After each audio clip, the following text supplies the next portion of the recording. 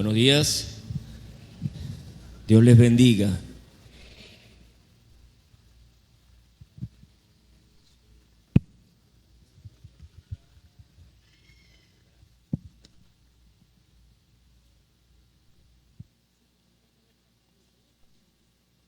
Muchas gracias.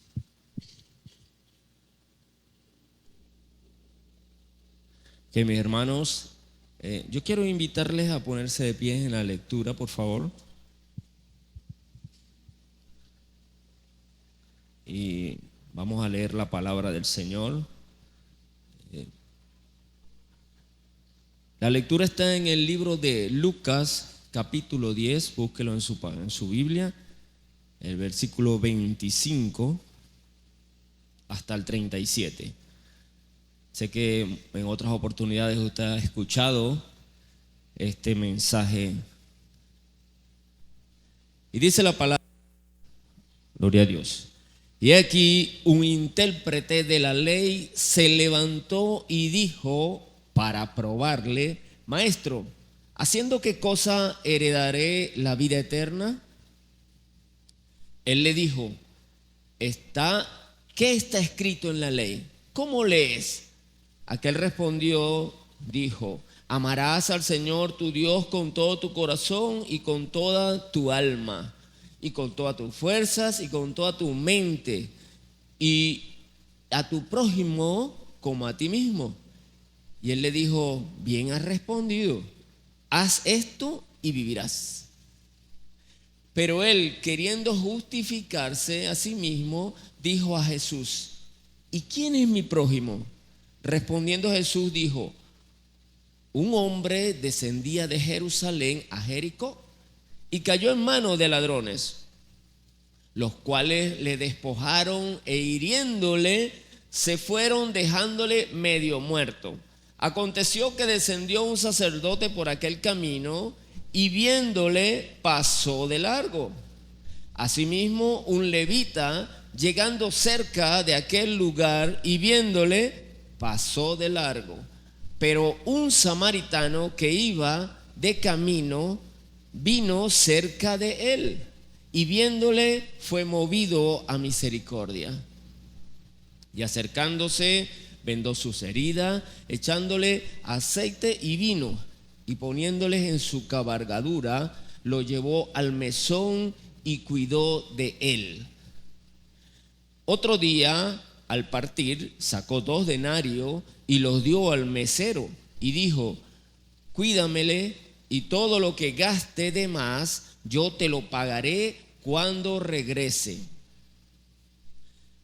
¿Quién pues de estos 3 te parece que fue el prójimo de aquel del que cayó en manos de los ladrones? Él le dijo: el que usó de misericordia con él. Entonces Jesús le dijo: ve y haz tú lo mismo. Padre, gracias Dios. Gracias Señor por tu palabra expuesta en este lugar. Hoy te pido en el nombre de Cristo Jesús que seas tú, Señor, por medio de esta palabra, Señor, tratando con cada uno de nosotros nuestros corazones, moviéndonos a misericordia y haciendo, Señor, el trabajo que tú has encomendado. Hoy en el nombre de Jesucristo quiero pedirte, Señor, por cada uno de mis hermanos presentes en este lugar, que esta palabra sirva para redarguir, para instruir, para corregir, para salvar, Dios. Y que pueda hoy en el nombre de Jesucristo salir de acá sano, con un refrigerio en nuestras vidas, como un bálsamo. Tu palabra llegue a nuestros huesos y calme, Señor, nuestra angustia. En el nombre de Jesucristo. Muchas gracias, Dios, por lo que has hecho en nuestras vidas y por lo que harás mañana. En el nombre de Cristo Jesús. Amén y amén. Dios les bendiga.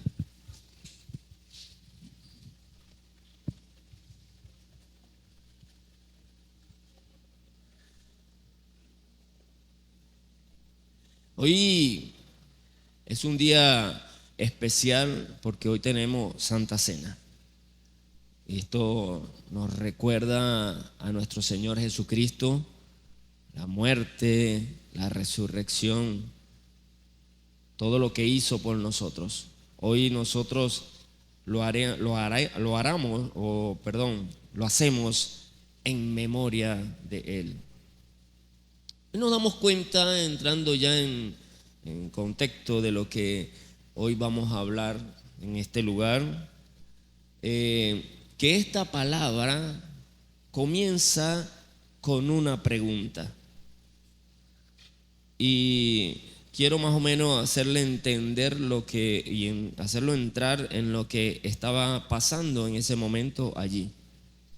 Jesús estaba reunido pues con todos los discípulos y habían algunas personas, pero un maestro de la ley que sabía perfectamente todo lo que estaba escrito allí, trató pues de hacer caer a Jesús. Como siempre, ellos habían, desde que Jesús en su ministerio comenzó, trataron de hacerle caer de alguna forma. Siempre metían el pie para ver si caía, si decía algo errado. Esto hasta el día de hoy no ha cambiado. Muchas personas utilizan cosas como esas para ver qué uno dice, qué dice el otro, qué comenta aquel. Y no solo de la palabra, de muchas otras, quizás hasta de un chisme. Vamos a ver qué dice del hermano tal. Y eso siempre es como que te lanzan una pregunta retórica, sabiendo yo la respuesta, pues siempre quiero ver qué tú dices o qué dice el otro. Y esto siempre es malintencionado. Esto siempre trae un trasfondo, y eso era lo que quería este maestro, hacer que cayera Jesús en algo incorrecto. Pero Jesús conoce todo el corazón, la intención del corazón, de nuestra mente, de nuestra vida. Él nos conoce, y nos conoce tan perfectamente que no podemos engañarle en ningún aspecto. Usted me engañará a mí, engañará a cualquiera de los que están acá, pero al Señor no puedes engañarle. Tu vida y todo lo que haces, incluso detrás de la puerta del baño y de la habitación, allí Dios conoce qué estás haciendo. No hay nada escondido para Él. Para este hombre, este maestro de la ley, él creía que podía esconderse de Jesús. Y ninguno de nosotros puede esconderse de Jesús. Ninguno de nosotros puede tratar de tapar lo que estamos haciendo delante de Jesús. Quizás lo podamos hacer delante de una persona común, de un hombre, pero no delante de Jesús. Y este hombre se topó nada más y nada menos que con el maestro, el Dios de la vida, el que conoce al hombre desde los pies hasta la cabeza. Y vemos que en ese sitio Jerusalén queda como en una loma. Jerusalén queda en algo alto. Allí queda la ciudad, la capital de Israel, que antes fue en la historia. Y el camino que Jesús narra no es un camino cualquiera. Ese camino de Jerusalén a Jericó, que Jesús lo narra perfectamente, él no dice un hombre por un camino, no, él dice exactamente, y me llamó mucho la atención esto, ¿no? Él dice exactamente dónde pues fue asaltado y atacado este hombre. En un camino que es una bajada, que va por las montañas, que hay cuevas, que hay sitios detrás de rocas donde esconderte. Es un sitio preciso para ladrones, porque te puedes esconder y atacar de sorpresa a una persona. Y en ese tiempo, en ese camino, sucedían muchos asaltos. Jesús toma uno de estos, pues no sabemos si fue una historia que Jesús contó de alguien o, como él siempre usaba, parábolas, ¿no? Pero lo que vemos acá Y el primer punto lo que podemos sacarle es que nuestra fe debe ser una fe práctica y no teórica. La fe práctica nos lleva a hacer lo que aprendemos. La fe práctica nos lleva a movernos en lo que sabemos. Amar, corregir, instruir, todas estas cosas sabemos, pero también tenemos que aplicarlo en nuestra vida. No es solamente cómo lo hago aquí en el culto. Y esto me hace recordar la historia de una pareja que venían a la iglesia y todo era felicidad acá en la iglesia, pero cuando llegaban a la casa era un desastre. Y una niña dijo: a mí me gustaría que mi papá y mi mamá fueran como son en la iglesia. Y esto llama a reflexión. Muchos de nuestros hijos están viendo o mejor dicho, todos nuestros hijos ven el comportamiento de los padres. Cómo te comportas aquí y cómo te comportas allá. Él va creciendo y va entendiendo. Cuando está pequeño, tú puedes hacerlo y nada van a entender. Pero una vez que están grandecitos, entienden: mi papá se comporta allá de una manera y aquí de otra. Pero aquella me gusta, la de acá, la que es al frente de los demás. Pero la que es en la casa solo, esa no me gusta mucho.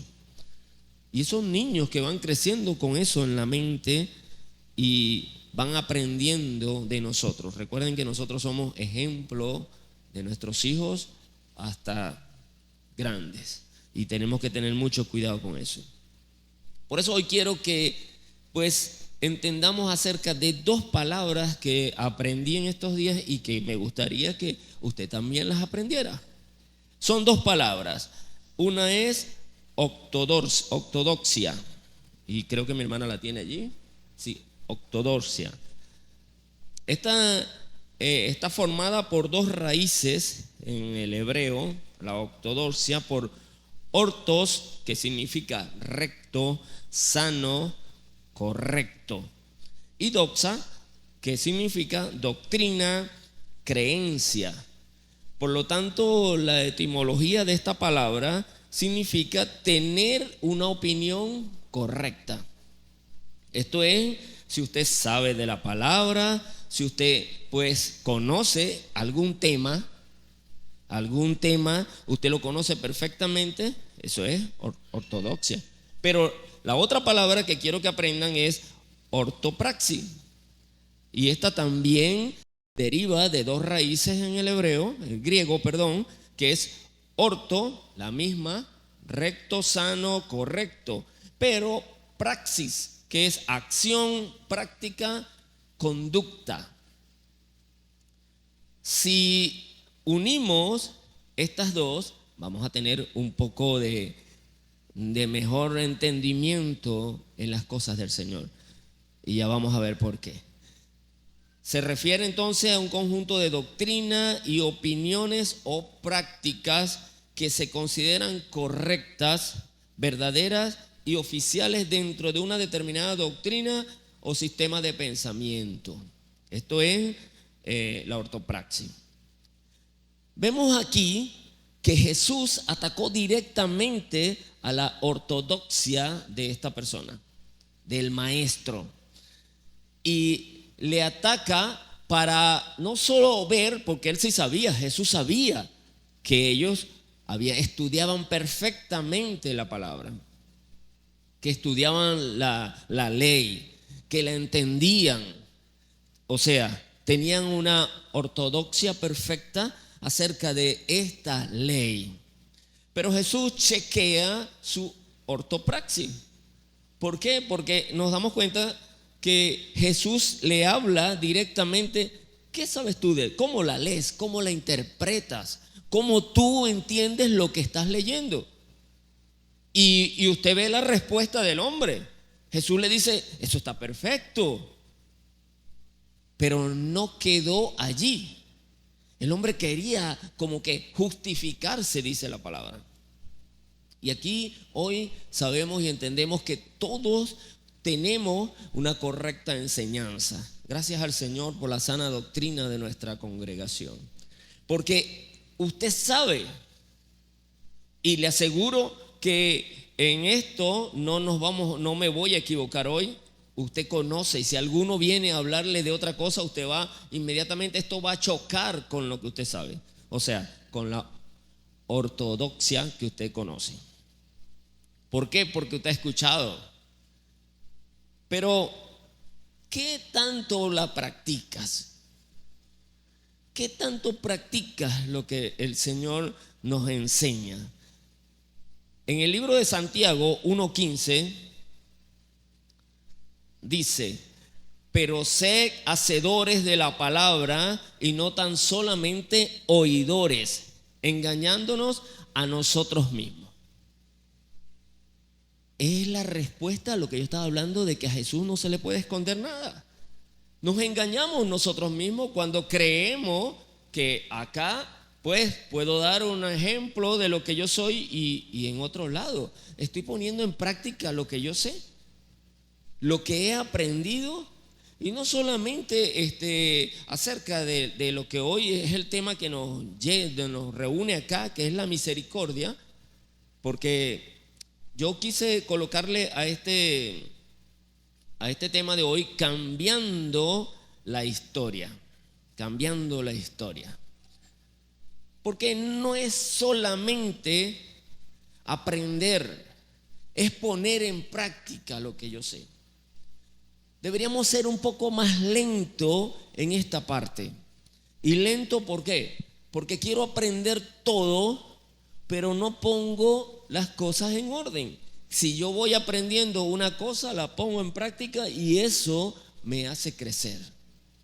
Y me hace crecer en los caminos del Señor. Yo voy aprendiendo y voy quitando algunas cosas y poniendo algo de lo que hoy estoy aprendiendo. Y es importante tener en cuenta que algunas cosas tenemos que desaprenderlas. Algunas cosas que traemos del pasado, de nuestros abuelos, de nuestros ancestros, tenemos cosas. Y eso tenemos que quitarlo. Y aunque parezca bueno, pues a veces no lo son. Lo que usted está aprendiendo ahora de la palabra es lo que usted va a empezar a poner en práctica a partir de ahora, en su nueva vida en Cristo. Y yo sé que algunos tienen aquí 20, 30 años en el Evangelio y hasta más. Pero ¿cuándo empezamos a poner las cosas en orden en nuestra vida? De nada sirve entonces querer aprender la palabra si no la ponemos en práctica. El Señor nos llama a ser honestos. Eso es, aprender a ser honesto y practicar la honestidad. También nos llama a ser mansos. Eso es, aprender a ser manso, pero también poner en práctica esa parte. Nos manda a amar el prójimo, y eso es, aprender primero que tengo que amar al prójimo y ponerlo en práctica. Entonces esto es ortodoxia y ortopraxia. De lo que usted sabe que es sano, que es correcto, que es bueno. Usted sabe que es bueno todo lo que estoy diciendo acá. ¿Cuándo lo está poniendo en práctica? Entonces vemos que entonces debe ser mayor la misericordia que lo que sabemos. No mayor lo que sabes que la misericordia. Porque cuando usted sabe mucho y no aplica, entonces pasas a ser como el fariseo, el maestro ese que llegó a preguntarle esto a Jesús. Usted sabe mucho de la palabra, pero hay cosas que no has cambiado en tu vida. Entonces la ortopraxis no ha llegado a ti. Por eso hoy quise que aprendiera esta palabra. Yo la aprendí reciente. Y esta palabra es buena para la congregación. Debemos practicar lo que sabemos. Y quizás lo hemos dicho de otra manera. Algunos pastores acá, algunos predicadores, usted lo ha escuchado decirlo de otra manera. Pero es importante que usted sepa que lo que usted aprenda tiene que ponerlo en práctica. Y si usted aprende algo hoy de este mensaje, tiene que salir a hacerlo, como dice la palabra. Lo más probable es que en esta historia que Jesús cuenta acá, el que estaba en el suelo era un judío. Es lo más probable, porque estaban del lado de los judíos, no estaban en el sector de Samaria. Es probable que quien lo haya atacado también hayan sido judíos. Eso no lo sabemos, la historia no lo dice, pero es lo más probable. Lo que sí dice es que pasó un samaritano. Y vemos que el héroe de esta historia es un samaritano. ¿Y quién era un samaritano? Un samaritano era una persona invisible para los judíos. Alguien que no podía, nadie lo ve, está en la calle, nadie lo ve.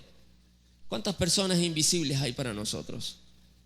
Que están en la calle todos los días, tirados en el suelo, por donde tú pasas todos los días y tú no le paras.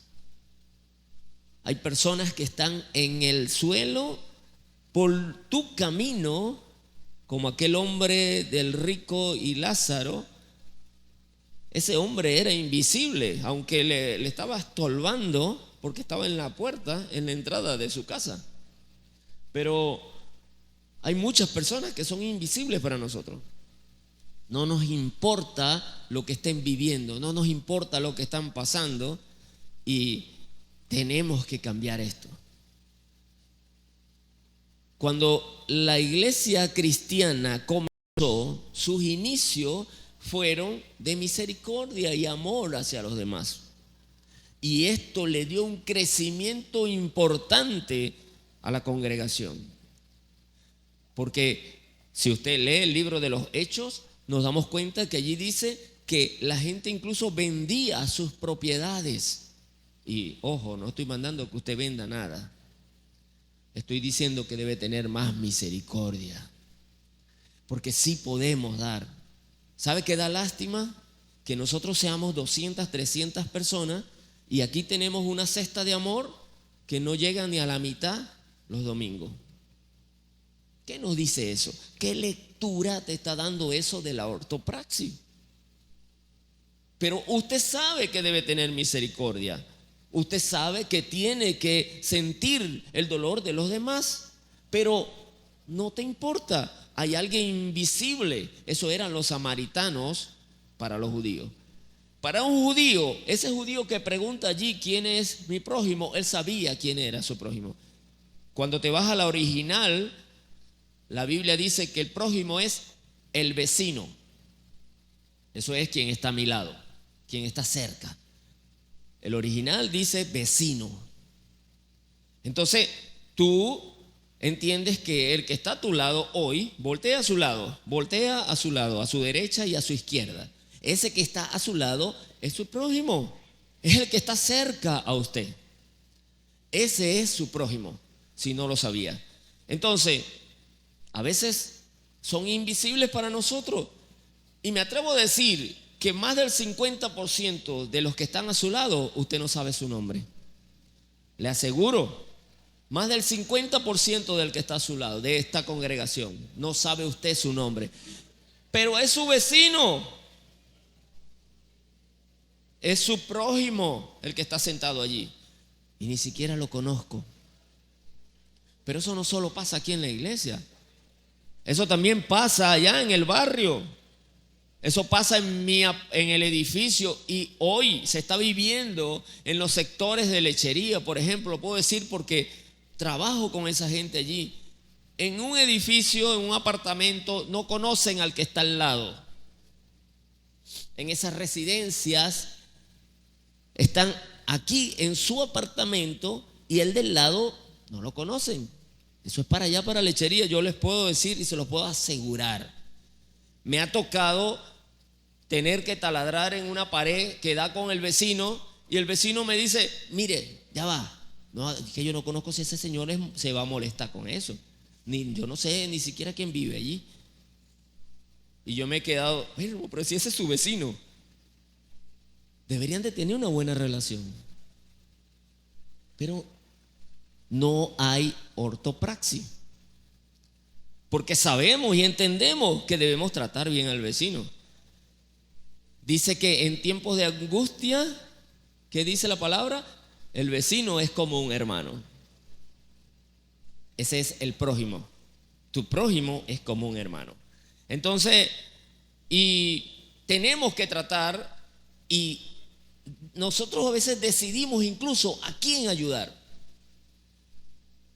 Y si nos conviene ayudarle. Pues yo ayudo a Ángel porque Ángel tiene plata y me puede pagar. Eso es decidir a quién ayudo. Decido yo a quién ayudo. No, pero no puedo ayudar a este hermanito porque este no tiene dinero. ¿Y cuándo me va a pagar esto? Decidimos a quién ayudamos. Y también, ese borracho se la pasa ahí borracho, ¿para qué lo voy a ayudar? Ese tipo es un drogadicto, siempre anda pidiendo, ¿para qué lo voy a ayudar? Decidimos nosotros a quién vamos a ayudar. A este sí lo puedo ayudar. Este no es flojo, este trabaja. Incluso pensamos un poquito más adelante. ¿Usted no ha pensado así? Pues el único pecador aquí soy yo. Sí, hemos pensado eso. Yo tengo que ayudarle.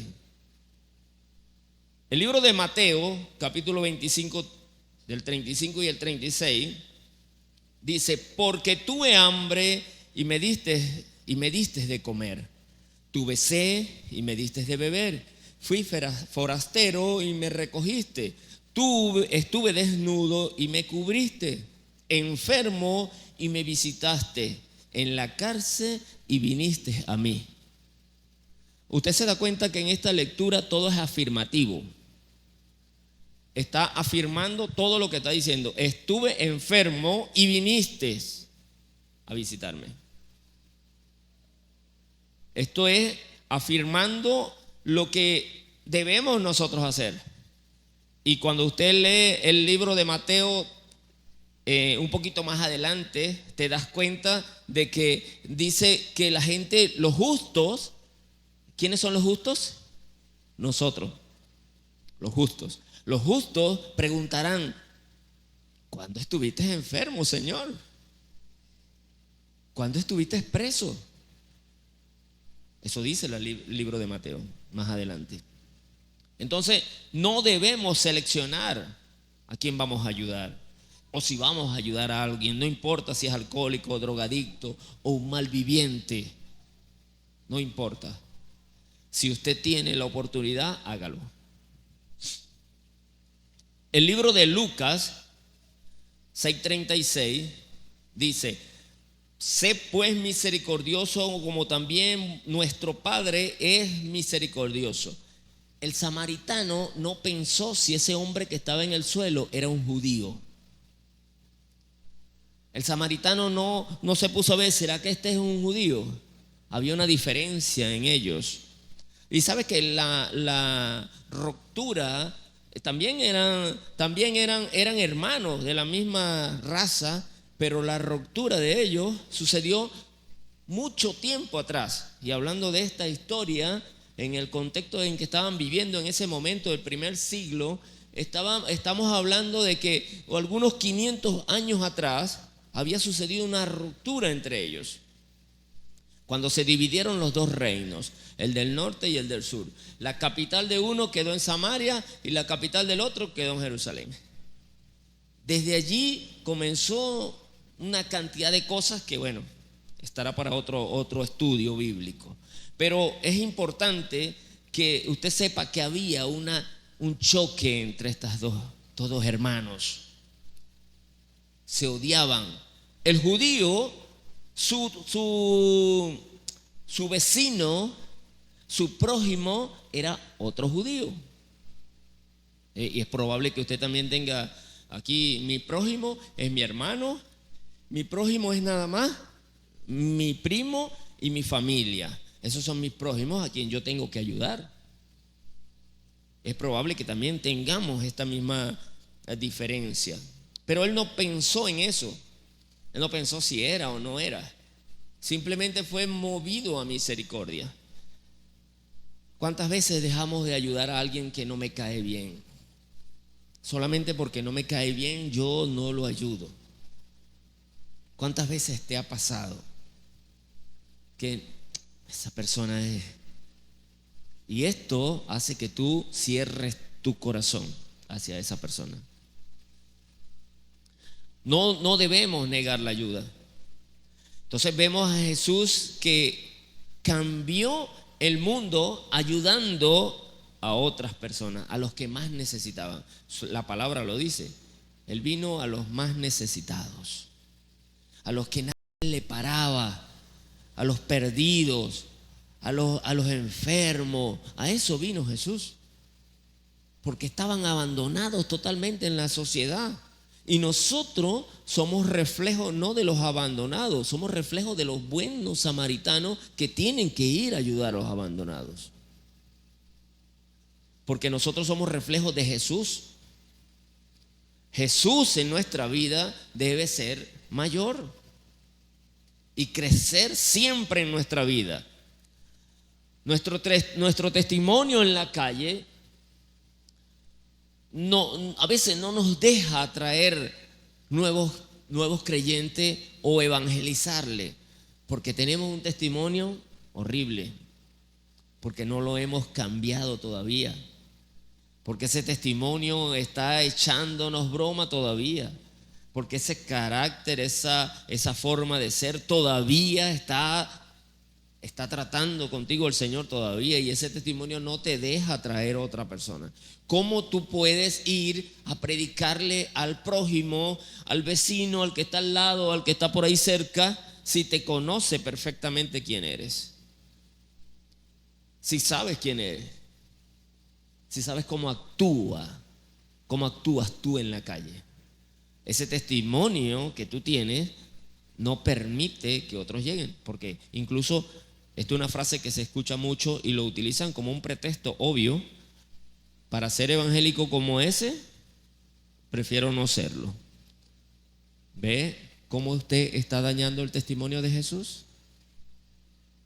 Porque cuando dicen para ser cristiano como ese, están hablando no de ti, están hablando de Cristo. Y ese Cristo reflejado en ti, pues está borroso el reflejo. Está borroso el reflejo. Vamos a limpiar ese espejo. Vamos a limpiar ese cristal para que puedan ver bien a Cristo en tu vida. Nuestro testimonio entonces tiene que ser un testimonio que esté acorde con lo que yo sé, con lo que yo predico y con lo que yo hago. Tiene que estar acorde. Tiene que haber más amor, incluso puedo decir que espiritualidad. Algunos piensan ser más espirituales que amorosos, y no es la forma correcta. La forma correcta es más amor que espiritualidad. No voy a decir más amor que espiritualidad, o que no tienes que ser espiritual. Tienes que tener más amor en tu vida. Y ese amor, pues una vez lo dije acá, el amor no puedes tú amarte. Bueno, yo me amo y anda por la calle reflejándote el amor a ti mismo. No puede. El amor es un fruto, por eso se llama fruto. El amor es un fruto que se da a otro. Los frutos son para comerlo. Los frutos son para... La mata de mango no echa un mango para que ella, bueno, cuando caiga se pudra en la raíz y sirva de abono. No. Ese fue un fruto para un animal, para una persona, ¿cierto? Por eso dan fruto los árboles. Cuando usted da un fruto de amor, es para otros, no para usted, para que caiga y eche raíz usted. No es para eso.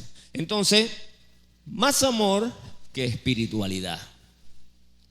Pensamos ser más espirituales a veces, porque tanto sabemos de la palabra, y esta palabra no hace nada en mi vida. Esta palabra pues no ha hecho el efecto correcto, ando haciendo cosas indebidas. Incluso yo sé, aquí en la iglesia hay personas así, pero el Señor los ha estado tratando y golpeando y después dicen, ¿por qué yo? ¿Por qué a mí? Todo lo que estás haciendo te trae consecuencias, todo. Este samaritano decidió ayudar a un prójimo que pues ni siquiera conocía, vamos a decir a un vecino que ni siquiera conocía.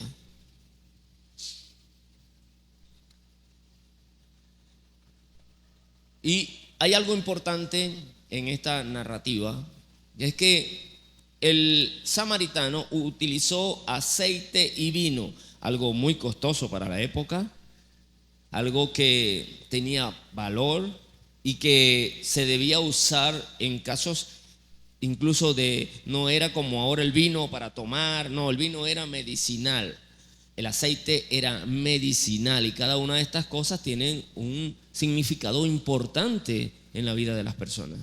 El vino y el aceite eran algo que se utilizaba para curar heridas, para sanar, para aliviar dolores. Eso, así se utilizaba esto. ¿Y quién la llevaba? Viajeros como este samaritano que llevaba una cabalgadura, y nos damos cuenta que no era una persona pobre. Nos damos cuenta que era alguien que quizás era un comerciante, alguien que iba a vender algo a Jerusalén, y era difícil. Recuerden que le dije que era una subida, ¿no? Montase este hombre y empezar a subir hacia Jerusalén.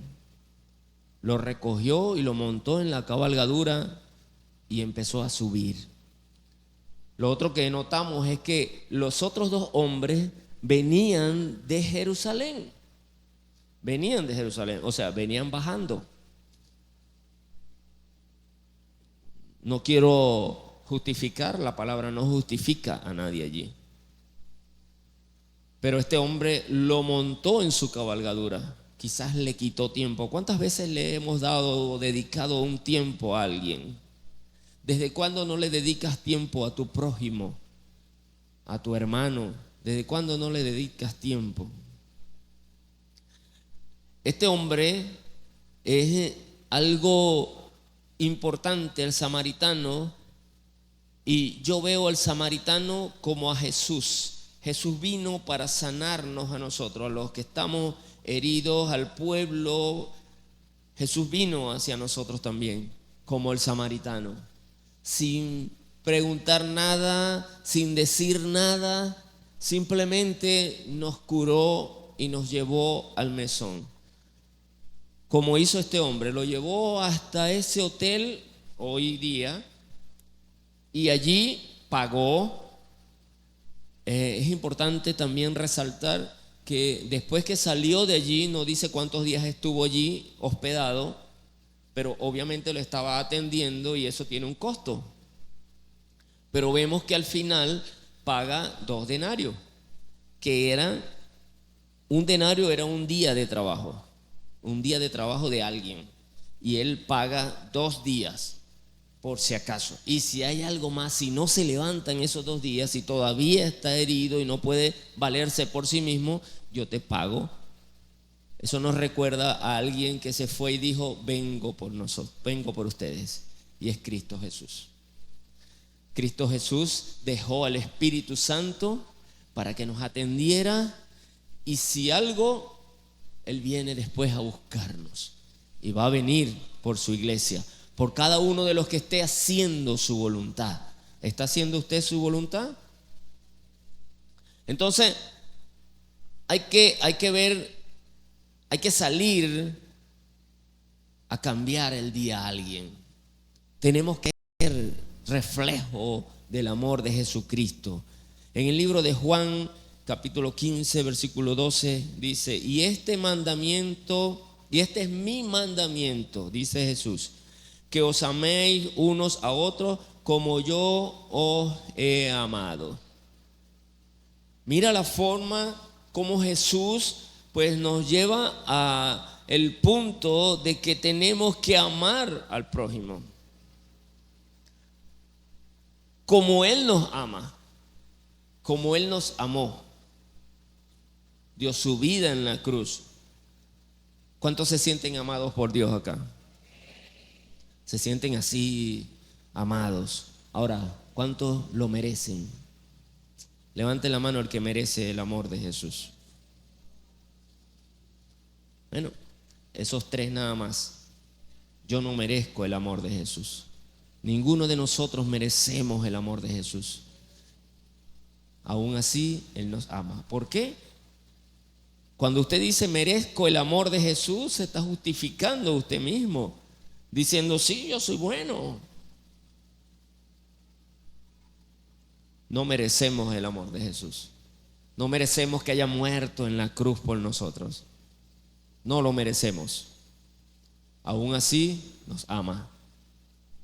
Y nos manda entonces a que amemos a nuestro prójimo como Él nos amó. Cosa difícil, ¿no? El libro de Proverbios 37, 3:27 dice: no te niegues a hacer el bien a quien es debido cuando tuvieres el poder de hacerlo. No te niegues a hacer el bien a quien es debido. Y usted lo sabe, solamente esa palabra, a quien es debido, lo sabes tú. Porque es cómodo hacerle el bien a alguien, y no siempre el bien, mi hermano, quiero que entienda algo. No siempre hacerle bien a alguien es darle dinero. No siempre hacer el bien a alguien es llevarle una bolsa de comida. A veces simplemente necesita que tú hables con él. A veces simplemente necesita que tú le visites, que tú llegues allá a su casa. Es importante. A veces nos zafamos de esa responsabilidad por decir, pues si no tengo nada que llevarle, ¿qué le llevo? Sí, es importante que usted vaya y visite a alguien y le lleve un regalito, eso es genial. Pero cuando no tenga y quiera visitarle a alguien, visítele. Porque qué importante es la visita de un hermano. Es como un refrigerio, es como un aliciente, nos alegra el corazón. Y esta palabra también es para mí y para todos. Dejamos a veces de hacerlo. Sí, a veces el tener ocupados todo el tiempo nos quita tiempo y no podemos llegar. Pero téngalo presente. Téngalo presente. Tenemos que amarnos como Cristo nos amó. Y tratar de cambiar lo que hoy estamos haciendo. Tenemos que morir a nosotros mismos. Y morir a nosotros mismos es hacer que Cristo crezca en nosotros. El pastor Hayden Lema dijo: la religión no cambia al mundo, Jesucristo es quien cambia al mundo. Y esto es verdad. Si la religión fuera la que cambiara al mundo, entonces, ¿cuántas religiones no hay? Estuvieron gente, no, todos estuvieron diferentes. No es la religión, fue Cristo. Y es Cristo quien cambia a la gente. Es Cristo quien cambia. El libro de Santiago 2:14. Hermanos míos, ¿de qué aprovechará si alguno dice que tiene fe y no tiene obras? ¿Podrá la fe salvarle? Y si un hermano o hermana están desnudos y tienen necesidad del mantenimiento de cada día, y alguno de nosotros le dice: y en paz, calentaos y saciaos, pero no le dais las cosas que son necesarias para el cuerpo, ¿de qué aprovecha? Así también la fe, si no tiene obra, es muerta en sí misma. Esto dice la palabra. Y claro, Santiago aquí no está hablando de la fe salvadora. está hablando de las obras. Y es que nosotros no hacemos obras para ser salvo. Aquí nadie hace obras para ser salvo. Nosotros, el hacer obra es porque somos salvos. El hacer las obras es porque es un reflejo de que usted es salvo. Por eso hace obras. No hace obras para salvarse. Hace obras porque refleja a Jesús en tu vida, porque eres salvo. ¿Comprende eso? ¿Amén o no amén? Amén. Entonces, hemos sido llamados para impactar el mundo como cristianos. Hemos sido llamados para impactar a los vecinos. Somos sal de la tierra, somos luz del mundo. Entonces hemos sido llamados para cambiar, para llevar el mensaje de cambio a otras personas. Fe práctica y misericordia mayor y amor sobresaliente. Esas son las 3 palabras que usted tiene hoy, o 3 frases que tiene que llevarse para su casa. Fe práctica, misericordia mayor y amor sobresaliente. Importante en su vida y en mi vida. Ahí, a mí me gusta mucho contar historias, y al pastor carpintero también. Pero hoy voy a contar una. En un aeropuerto había una venta de manzanas y una cantidad de empresarios que pues ya estaban retrasados de su vuelo, se bajaron de un carro y pasaron rápido, y el que iba de último tropezó el puesto de manzana y volteó todo eso. No le dio tiempo dijo, no me puedo parar a ayudar a esta gente. Disculpen, y sale corriendo, pero ese momento le hizo perder el vuelo. Cuando llega, la señorita de la entrada le dice, ya no hay chance. Se cerró la puerta, ya el avión va de salida. El hombre respiró profundo y dijo, bueno, sacó el teléfono, llamó a su familia y le dijo, no voy a poder llegar, me iré en el próximo vuelo. Y se regresa a sentarse a esperar. Pasó por las manzanas de nuevo y ve una niña que está en el suelo llorando y recogiendo las manzanas. Pero se percata que la niña es ciega. Y él, al ver eso, pues fue movido a misericordia. Y el hombre se agacha y empieza a recoger las manzanas con ella y las mete en la cesta, pero se da cuenta que todas las manzanas, la mayoría están rotas y mayugadas. Y esto, él se mete la mano en el bolsillo y dice, bueno, toma niña, te compro todas las manzanas. Pagó la manzana y bueno, la niña todavía con lágrimas en los ojos y recibe el dinero y él sale caminando. La niña lo llama, él voltea, se regresa y ella lo abraza y le dice, gracias Señor Jesús, si ves a mi abuelita, dile que la amo mucho. Mire usted cómo un día, un momento puede cambiar la historia de alguien. Cómo nosotros con nuestra acción de un momento puede cambiar la vida de alguien. Qué importante es reflejar a Jesús en nuestras vidas. Qué importante. Y aquí este tema del buen samaritano termina en una parte, en el último versículo dice, ve y haz tú lo mismo. Salgamos de acá a cambiarle la vida a alguien. Salgamos hoy pendientes de que hay que cambiar a alguien. Hay que llevarle el mensaje de salvación a alguien. Hoy, esta semana, tenemos que salir de acá pendientes de que hay que cambiarlo. Que el mensaje no es solo para nosotros. Y es importante saber que si nosotros cumplimos esto, ve y haz tú lo mismo. Con esto mata toda conversación. El hombre le tapó la boca a aquel hombre que llegó con mala intención preguntándole todas estas cosas. Esta historia que el Señor Jesús contó, es importante saber que para nosotros es cambiar, es atender. Y fue lo que Jesús hizo. Si Jesús hubiera pasado por allí, Él hubiera atendido a ese hombre. ¿Cuántas veces no pasó por los caminos y habían enfermos y cuántos enfermos sanó? Dice la Biblia en el libro de Juan que no caben tantos libros si se hubiera escrito todo lo que Jesús hizo. Fueran muchos los libros.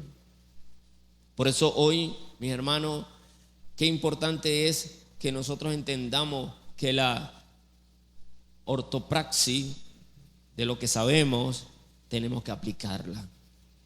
Hay que aplicarlo, no solo ortodoxia, hay que tener ortopraxis. Si hay alguna persona acá que no ha entendido esto, el mensaje de salvación es para ti.